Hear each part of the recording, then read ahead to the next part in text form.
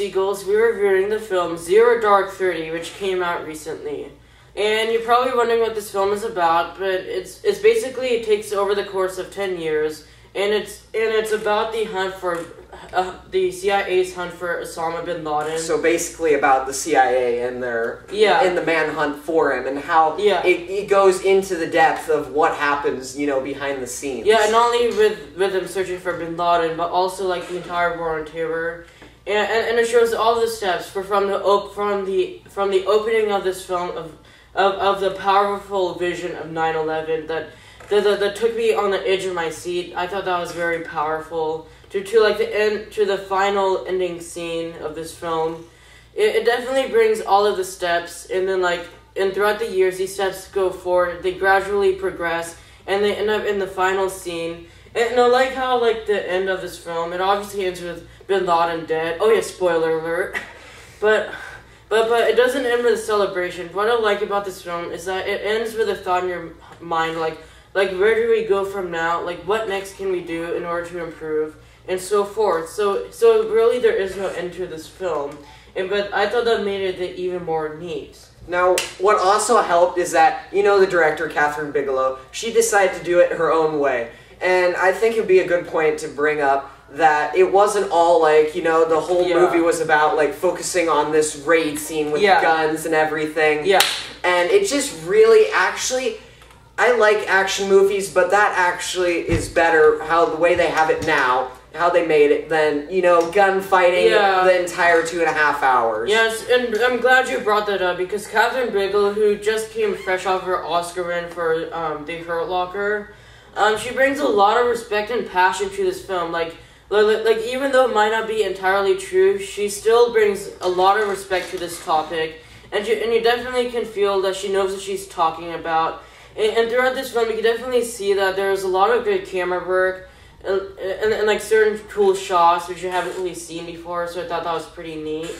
And again, Catherine Bigelow, I love Catherine Bigelow. She definitely brings a lot of respect to this topic, I've said before. And now, before we move on, also one more thing she did that it's worth mentioning, is that it also didn't just show the fight for bin Laden. It also showed what happened here and what happened there, and the war. Just not war, but you know what I mean. The war on terror, yeah. Yeah. And there are a lot of great qualities in this film, but and a lot of great miracles happened. But one miracle specifically stood out to me, which really enhanced this film, and that miracle was Jessica Chastain. She plays the main character in this film. And she's basically in the entire film is through her eyes. In the beginning of the film, she starts off as a rookie, but as the film progresses, she becomes a boss at her job, basically, Mm-hmm.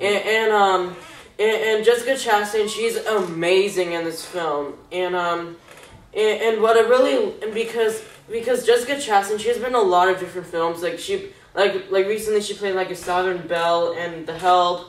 Or she played some goth chick in a horror movie, and it just further proof that Jessica Chastain is the best actress of our generation. Sorry, one of the best actresses of our generation. And I'm because she always disappears in her character, and she does a lot of method acting, and I really hope she wins an Oscar one day. And I'm really glad you brought that up, because the acting was basically the behind the scenes of this movie. Yeah. It really, really, really supported this movie. That's what it was based on. That's what made it seem real.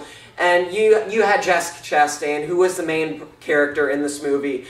And, just the supporting roles, too. They were all really good. It didn't feel awkward to me. It felt realistic. Yeah, one thing which one might have a problem with is that since the entire film is through Chastain's character's eyes, all of the supporting characters you see, with Mark Strong, Chris Pratt, and Joel Edgerton and all those people, they kind of pop in and out of this film, and I kind of feel a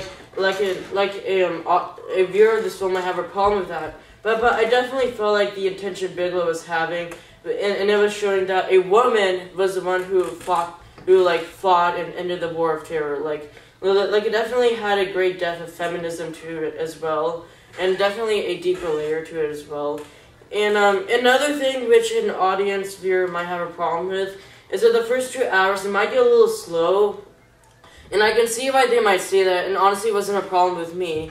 But you have to think that this is 10 years condensed into 2.5 hours. And so and you know, it's not all just action and bang bang bang bang. It's just a lot of like talking and interrogating and sifting through information. And it definitely they made you have a feel in this film. Like immediately you were invested into this film, and I really liked that. Now, since we're on this topic, I guess without spoiling anything, we should cover the raid scene, because that's kind of what made the raid scene. This true manhunt. This is what made the movie. Yeah, a lot of people have been wondering like why this film is called Zero Dark 30, and not only does it mean midnight, which is around the time she actually killed Bin Laden, but it was also because it had a little foreshadowing what the raid scene was gonna like. Like there was like no intense soundtrack in the background. It was just silent. Like felt like you're actually there. And the last 40 minutes of the film, the last 1/5 of the film, which is the raid scene, it's one of the most intense things you're ever gonna go through, and I really enjoyed that aspect. Yes, I really, really loved the raid scene. Now, we could move on. There's been the controversies here and there about this movie, but I feel like if you're going to have a movie about this, it's inevitable. It's a guarantee. Someone's going to say something about this movie, and honestly, I think I have no problem with this movie. Yeah, I mean, as long as you see it as a film, like not like, oh, it's not 100% true, I'm not going to see it. If you're going to be that person, then sure, but you have to give this film a try, because you can't just call this film propaganda without seeing it. Like once you see the film, you'll definitely realize that Catherine Bigelow brings a lot of respect, and for many of these reasons, I have to give this film a perfect 10 out of 10, and I love Jessica Chastain for the record. I'm going to agree with you. I love this movie. It was well done. The raid scene was amazing. It was intense. It was put together well, so I'm going to give it a 10 out of 10. So this has been Churchill at the Movies, and see you next time, Seagulls.